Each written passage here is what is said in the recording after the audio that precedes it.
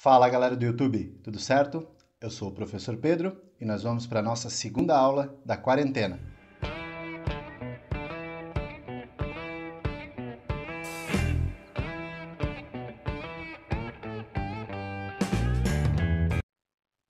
Esta aula é sobre Primeira Guerra Mundial, parte 2, e é para o nono ano e o terceirão. Vamos nessa? Na última aula, nós vimos que a Primeira Guerra Mundial se iniciou devido a vários fatores, dentre eles o conflito imperialista, a paz armada e todas as questões envolvendo as grandes potências econômicas da época: Inglaterra, França e Alemanha. Nós também vimos que o assassinato do arquiduque Francisco Ferdinando foi o estopim para a Primeira Guerra Mundial. Entendemos a primeira e a segunda fase do conflito, marcadas pela Guerra de Movimento e a Guerra de Trincheiras. Nesta aula, nós iremos ver a parte final da guerra e o mundo pós-guerra. Vamos nessa? A Guerra de Trincheiras foi o período mais longo da guerra. Em 1917, vários acontecimentos vão guinar a Primeira Guerra Mundial para outros rumos. A tecnologia bélica foi decisiva nessa fase, pois os britânicos impuseram um bloqueio naval sobre o território alemão, impedindo a entrada de recursos em seu território. A Alemanha contra-ataca com seus poderosos submarinos, afundando navios inimigos, incluindo navios americanos e brasileiros. Essa nova fase do combate vai ficar conhecida como a fase tecnológica. Outros recursos irão entrar, como o uso do avião e bombas mais poderosas, como você pode ver na imagem ao lado. Um outro fator muito importante é a saída da Rússia em novembro de 1917. A Rússia ela está passando por sua revolução socialista. E uma das características é que o grupo socialista prometeu à população retirar a Rússia da Primeira Guerra Mundial. E assim o fez. Em 1917, assina o Tratado de Paz e entrega parte do seu território aos alemães. Nesse momento, os alemães eles ficam confortáveis na guerra. O conforto dos alemães se dá justamente por agora eles terem apenas uma frente de batalha, a frente ocidental, já que a frente oriental ela foi fechada com a assinatura do Acordo de Paz com a Rússia. Outro fator decisivo de 1917 é a entrada dos Estados Unidos no conflito. Os Estados Unidos entram no conflito impulsionados pelo afundamento de seus navios por parte da Marinha alemã. Os Estados Unidos, até então, que vinha apoiando discretamente a Tríplice Entente, fornecendo armamentos, financiamentos e artigos manufaturados, entram na guerra ao lado da Tríplice Entente. Os Estados Unidos temia que a Alemanha se tornasse uma potência econômica mundial, visto que ela tinha se formado em 1870. Então ela representava um perigo econômico mundial, e ela ficaria muito mais confortável se a Inglaterra saísse vencedora desse conflito. Assim que os Estados Unidos entram no conflito, a Tríplice Entente impõe várias derrotas ao exército alemão, obrigando-os a recuar cada vez mais.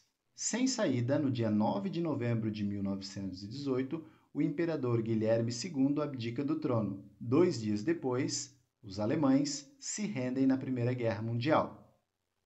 Não que os alemães não tivessem recursos para continuar, porém esse desgaste obrigou o governo alemão a recuar e reconhecer a sua derrota. Após o fim da guerra em 1918, é organizada uma conferência em 1919. A Conferência de Paris reuniu os 3 líderes vencedores da Primeira Guerra Mundial: Estados Unidos, Inglaterra e França. Essa aliança tinha como objetivo estabelecer os acordos e as bases para a paz.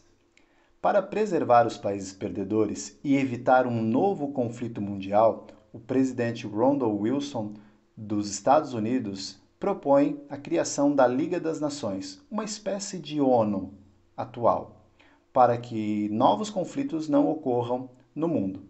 Por conta dessa sugestão, o presidente americano ganhou o Prêmio Nobel da Paz em 1919.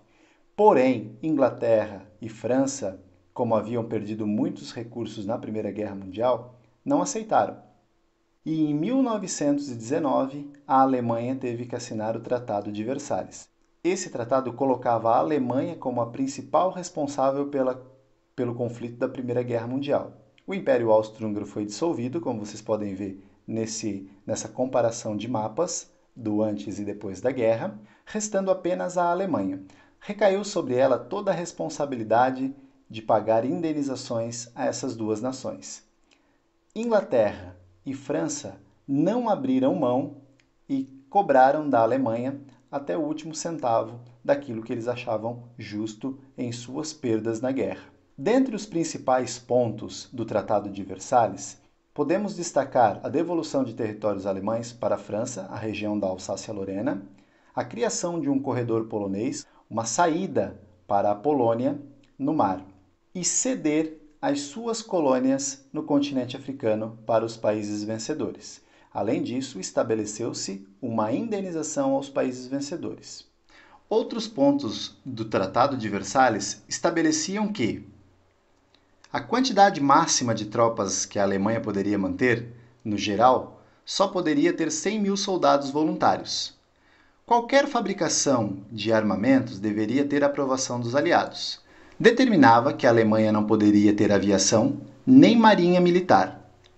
E estabelecia o reconhecimento da culpa dos alemães pela guerra e por todas as perdas e danos aos aliados. O Tratado de Versalhes é uma das causas da Segunda Guerra Mundial, que a gente verá nas próximas aulas. Sem ter o que fazer, os alemães são obrigados a assinar esse tratado.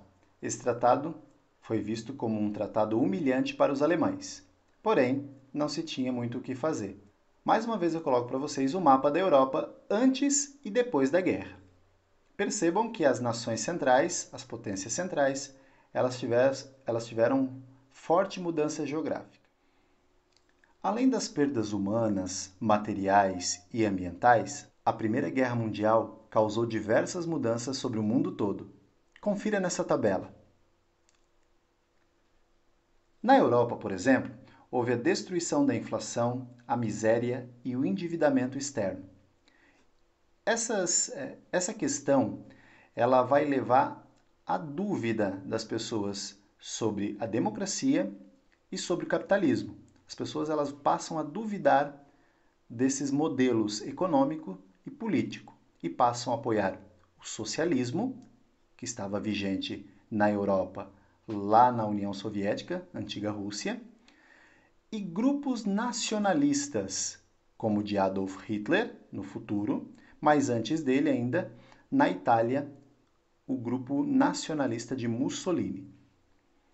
Ondas de revoluções e greves operárias, causados e impulsionados pela Primeira Guerra Mundial. A crise da democracia parlamentar, a formação de regimes totalitários, fortemente militarizados e nacionalistas.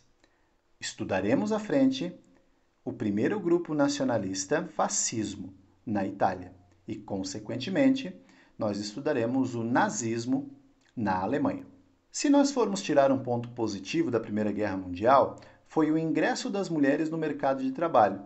Claro, devido à escassez de mão de obra masculina, que estavam em combate na guerra, a mulher então ela passa a ter mais autonomia sobre seu corpo, sobre o trabalho e sobre a sua independência financeira, fortalecendo assim os grupos feministas do início do século XX. Nos Estados Unidos, por exemplo, ela expande a sua indústria bélica, a agricultura, o crescimento da sua exportação de manufaturados, a concessão de empréstimos bilionários aos países europeus, tornando-se assim a principal economia mundial. A partir de agora, os Estados Unidos passam a dominar o cenário econômico mundial. Infelizmente, na África, nós temos o esvaziamento das aldeias, a destruição das culturas e a redução da população masculina. Não foi citado nessa aula, mas nós tivemos inúmeros combates no continente africano. Forçados ou voluntários, muitos soldados africanos tiveram que lutar ao lado da sua metrópole. Outra consequência foi a transferência das colônias alemãs para as mãos dos britânicos e franceses. Se formos tirar um ponto positivo da Primeira Guerra Mundial, no que se diz respeito ao continente africano, nós temos o despertar de uma visão crítica sobre a dominação imperialista europeia, ou seja, as pessoas no continente africano passam a lutar por mais autonomia, elas passam a lutar pela sua liberdade. Então, se nós tirarmos algo positivo da guerra dentro do continente africano, podemos falar que esse é o ponto principal. A Primeira Guerra Mundial ela acabou no papel, porém a Segunda Guerra Mundial ela vai ficar conhecida como a continuação da Primeira. Como nós vimos anteriormente, uma das causas da Segunda Guerra Mundial é justamente o Tratado de Versalhes. Então, eu espero vocês nas próximas aulas para a gente entender melhor a Segunda Guerra Mundial, a formação dos grupos nacionalistas, a quebra da Bolsa de Valores, a Revolução Russa e tudo mais. Um abraço do professor Pedro e até a próxima.